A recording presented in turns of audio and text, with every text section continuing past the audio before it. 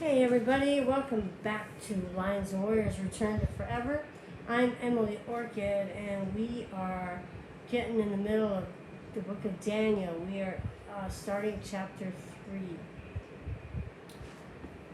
Nebuchadnezzar has just put Daniel in charge because Daniel has interpreted Nebuchadnezzar's dream when nobody else could do it. Okay, Nebuchadnezzar the king made an image of gold whose height was 60 cubits.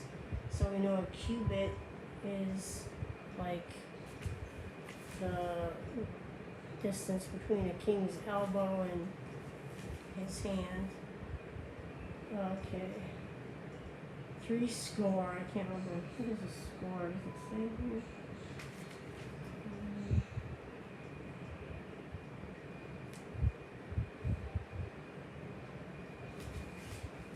I don't know. Whose height was 60 cubits, and the breadth thereof 6 cubits. He set it up in the plain of Dura, in the province of Nebuchadnezzar. Now, in the margin here, in Bullinger's margin, it says this image. This could not have been an image of a human being. The height and breadth are out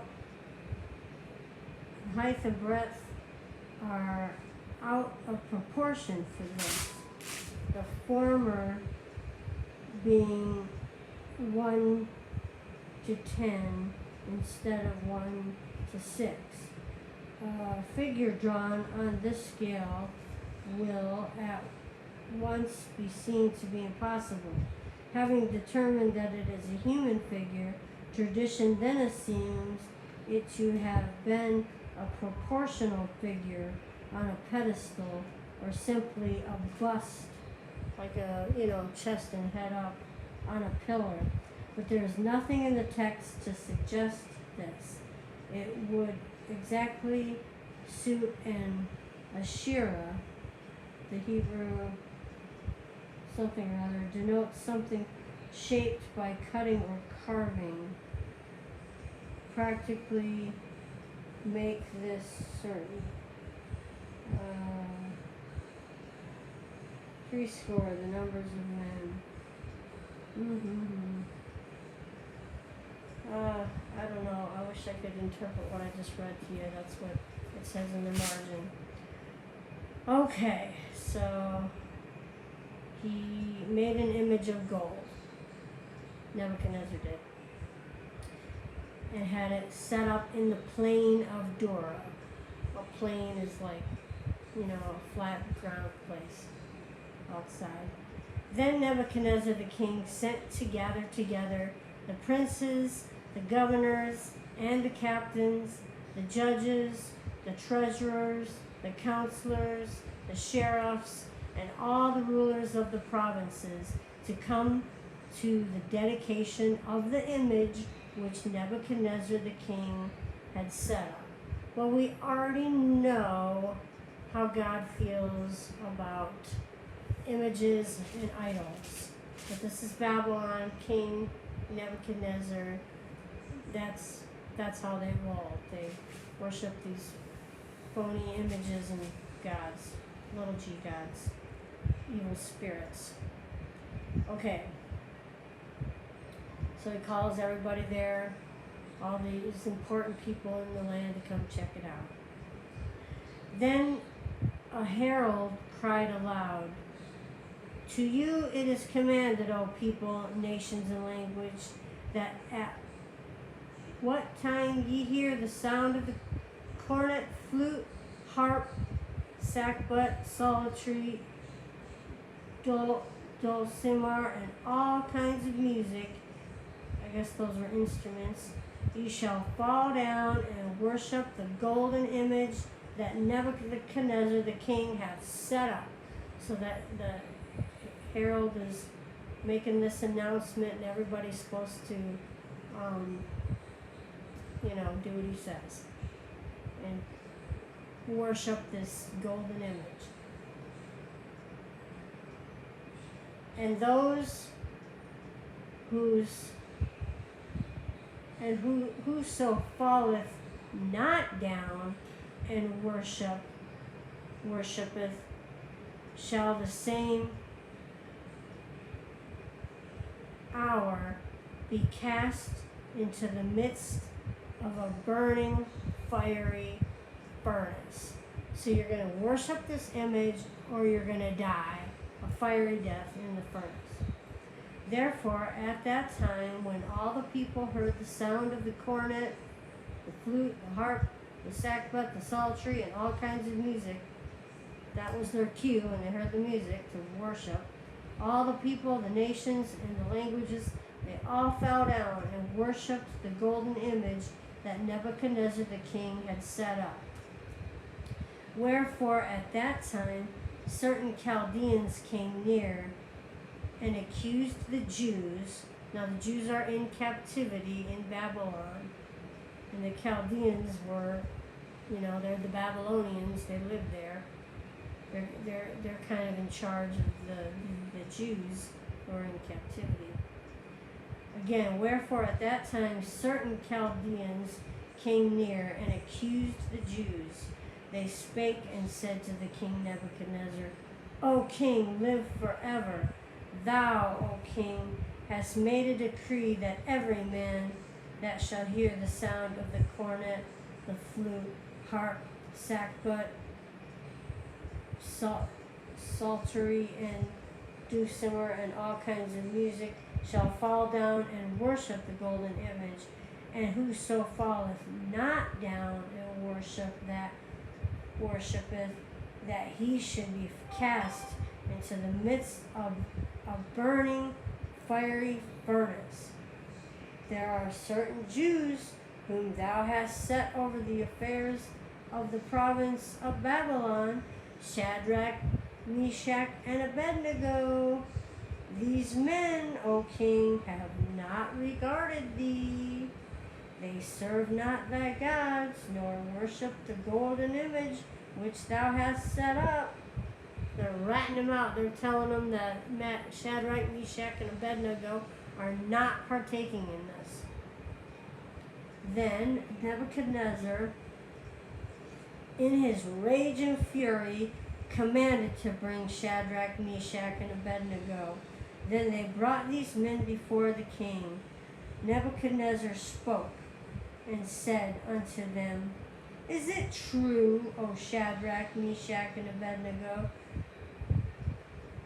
Do not ye serve my gods, nor worship the golden image which I have set up? Now, if ye be ready, that at what time ye hear the sound of the cornet, flute, harp, sackbut, psaltery, and dulcimer, and all kinds of music, ye fall down and worship the image which I have made. Well, but if ye worship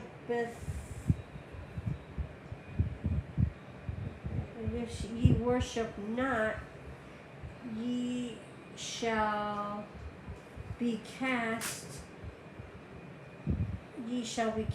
the same hour into the midst of a burning fiery furnace.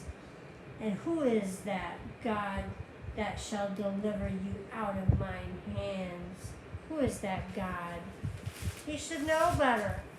Oh, boy, that Nebuchadnezzar, he sure is short-sighted. He can't even remember that it was Daniel that told him it was God that revealed what that dream was about. And now he's ridiculing Shadrach, Meshach, and Abed-nego, making fun of their God that shall deliver you out of my hands. Who is that God that shall deliver you out of my hands? Well, Shadrach, Meshach, and Abed-nego answered and said to the king, O Nebuchadnezzar, we are not careful to answer thee in these matters. If it be so, our God, whom we serve, is able to deliver us from the burning fiery furnace, and he will deliver us out of thine hand, O king. Wow, they had so much faith. They weren't even worried about it. They already knew. They're telling Nebuchadnezzar, God is going to protect us. He's not going to deliver us into your hands. I mean, and this is in here for us to read it and know it, that when the time comes and things are going to get crazy around here, I think pretty quick, that we can have that same kind of faith if we believe in God and if we believe Jesus is our Savior and He's redeemed us for eternity, that we're going to be all right when we get, if and when, but I'm pretty sure it's when, we get delivered up to the synagogue of Satan, that, you know, we don't need to sweat it, we don't need to worry about it, we're going to be all right. And then we're just not going to premeditate what we're going to say because we've been told not to. And then when the time comes, then the Holy Spirit is going to speak the words that God once said through us. And everyone's just going to be blown away when it happens. But, you know, when you start to worry, just think about this story and the faith that Shadrach, Meshach, and Abed-nego had. And they were not afraid of this fiery furnace. Okay, let's see what happens next. Again, O Nebuchadnezzar, we are not careful to answer thee in this matter. If it be so, our God, whom we serve, is able to deliver us from the burning fiery furnace, and He, God, will deliver us out of thine hand, O King.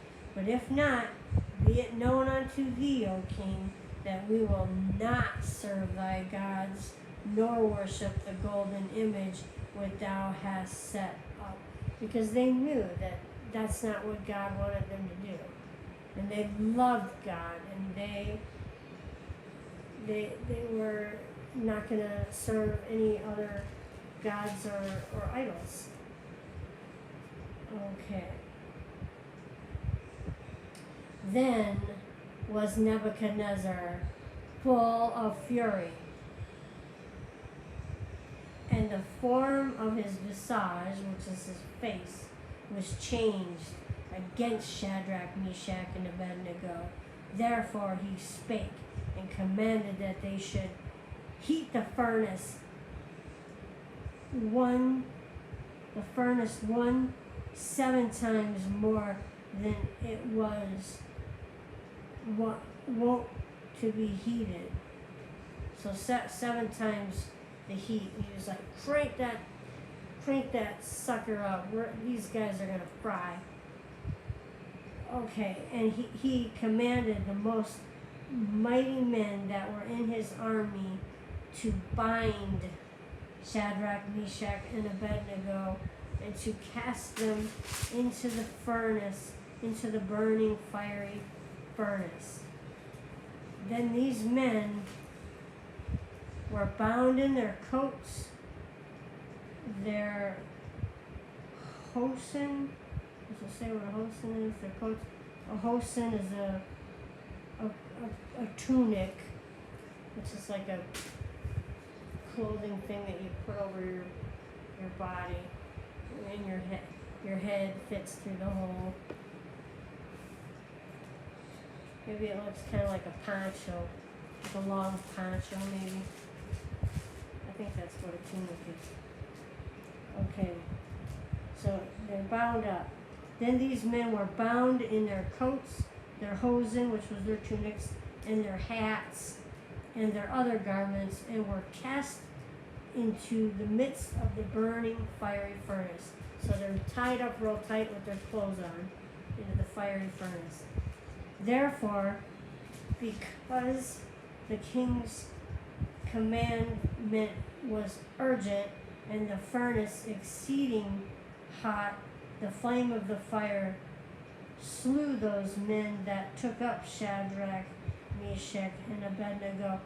This sucker was so hot that it even killed the guys that put them in there, because they couldn't even no one could be even close enough to put somebody in the furnace. It was that hot, because it was 7 times the normal heat. Therefore, because the king's commandment was urgent and the furnace exceeding hot, the flame of the fire slew those men that took up Shadrach, Meshach, and Abed-nego. And these 3 men, Shadrach, Meshach, and Abed-nego, fell down bound into the midst of the burning fiery furnace. They are in the furnace. They're in it. They've been pushed in. Then Nebuchadnezzar, the king, was astonished. Does that mean astonished, maybe? Let's see if it says here.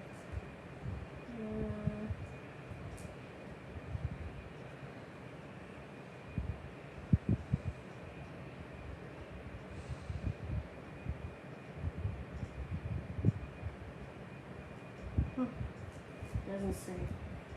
Then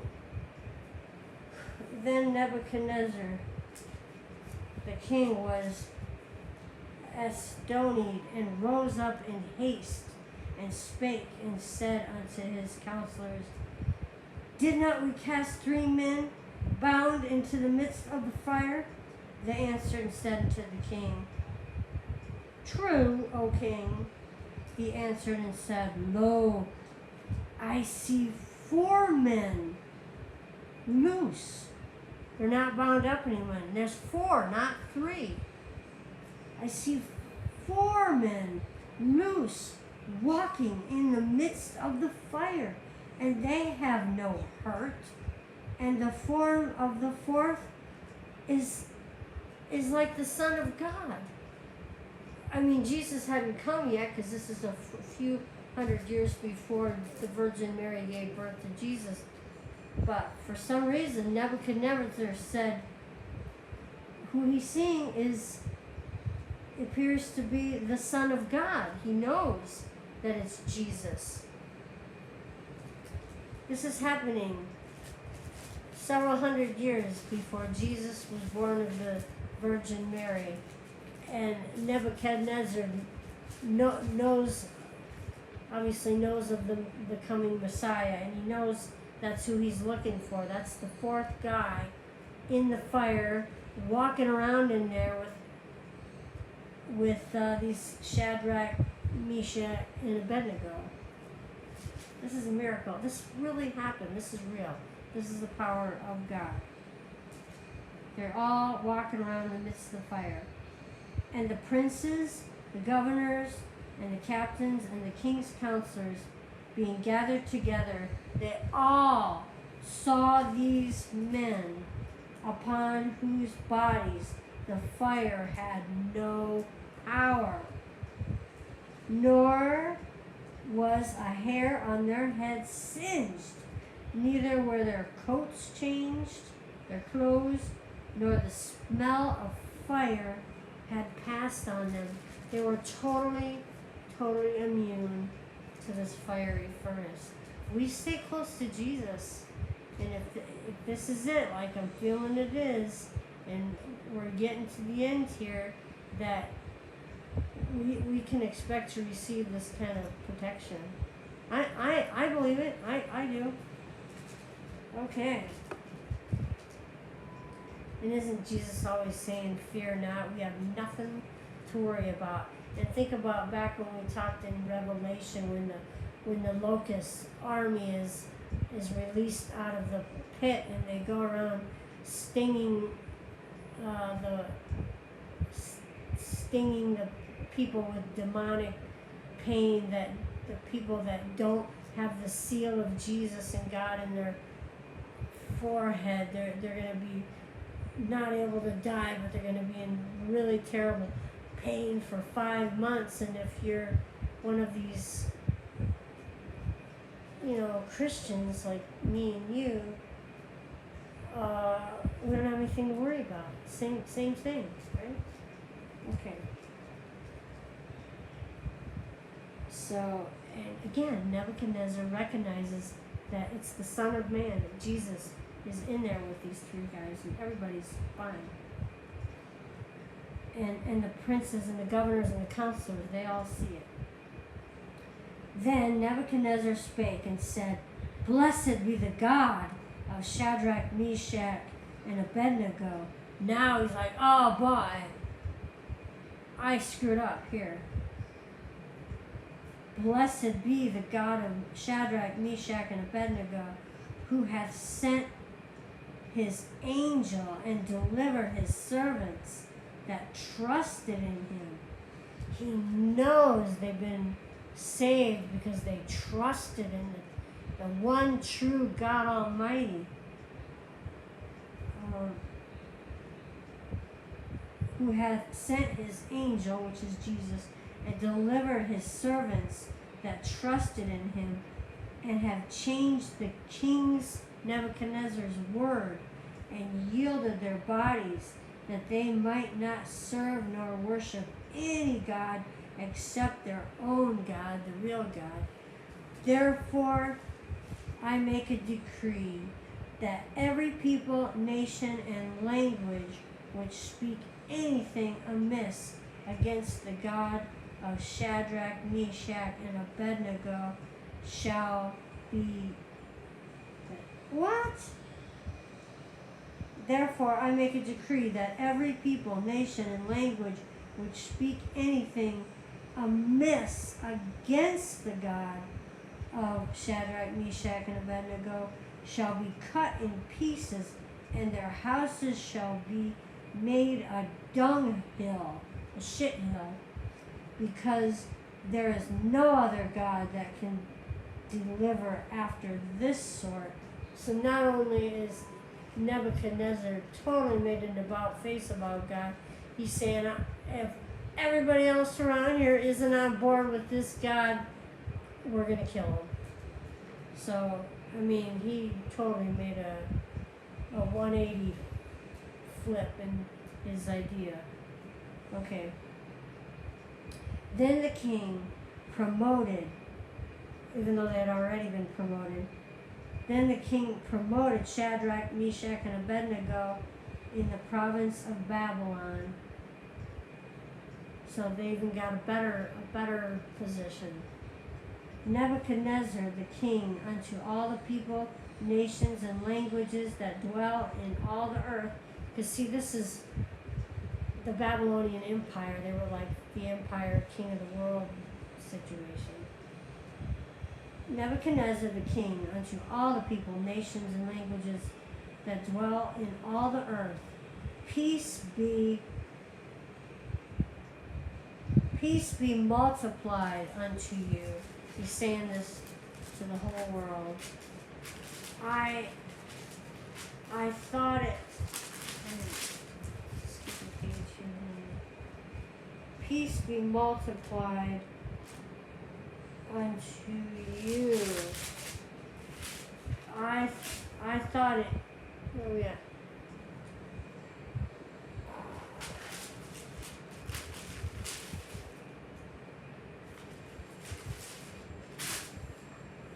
I thought it good to show the signs and wonders that the high God hath wrought toward me. How great are his signs, and how mighty are his wonders. His kingdom is an everlasting kingdom, and his dominion is from generation to generation. Nebuchadnezzar got it figured out here. I, Nebuchadnezzar, was at rest in mine house, and flourishing in my palace. I saw a dream which made me afraid, and the thoughts upon my bed and the visions of my head troubled me. Therefore made I a decree to bring in all the wise men of Babylon before me, that they might make known unto me the interpretation of the dream. So he's reiterating to everybody what went down, what we already talked about. Then came in the magicians, the astrologers, the Chaldeans, and the soothsayers, and I told them the dream. And I told the dream, but he didn't tell them. And I told the dream before them. I thought he said that he wanted them to guess the dream. Is he lying here? I told the dream before them, but they did not make known unto me the interpretation thereof. Well, he's fibbing a little bit because he wanted them to tell him not only interpretation but what the dream was. All right. But at the last, Daniel came in before me, whose name was Belteshazzar, according to the name of my God. But now he knows better, and he's going to call him Daniel by his right name. But at the last, Daniel came in before me, whose name was Belteshazzar, according to the name of my God, my little God, in whom is the spirit of the holy gods. And before him I told the dream, saying, O Belteshazzar, master of the magicians, because I know that the spirit of the holy gods, he's saying the little gods, are in you, which was not right, because he had the real God, the true God, the big G God. I know that the spirit of the holy gods, little gods, is in thee, and no secret troubleth thee. Tell me the visions of my dream that I have seen, and the interpretation thereof. Thus were the visions of mine head in my bed. I saw, and behold, a tree in the midst of the earth, and the height thereof was great. This is a different dream. Oh. So is he maybe not reiterating? Maybe he's just starting a new. I guess he is telling the truth. This was the second.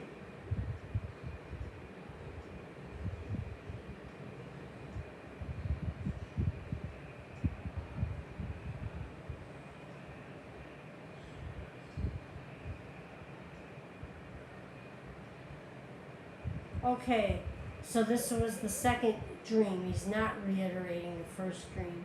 So the second dream, he did tell the magicians and the soothsayers what the dream was and asked them to interpret. I'm going to back up. Let's know that now that this is the second dream about the tree. Okay. So it makes sense to us. Because this is chapter 4, new subject.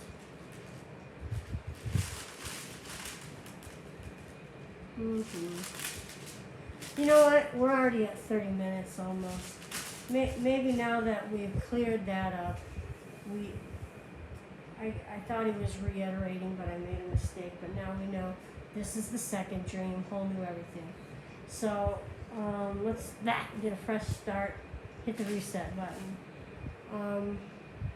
I'm Emily Orchid, and this is Lions and Warriors Return to Forever. If you found this helpful, a good story to hear today of how Shadrach, Meshach, and Abed-nego survived the fiery furnace, let's pick it up next time. Nebuchadnezzar describing the next dream that Daniel is also going to interpret. If you found this helpful, please hit the like button and subscribe to this channel if you want to hear this Bible study more on a regular basis. Thanks again. I love you. God bless you. Have a wonderful day.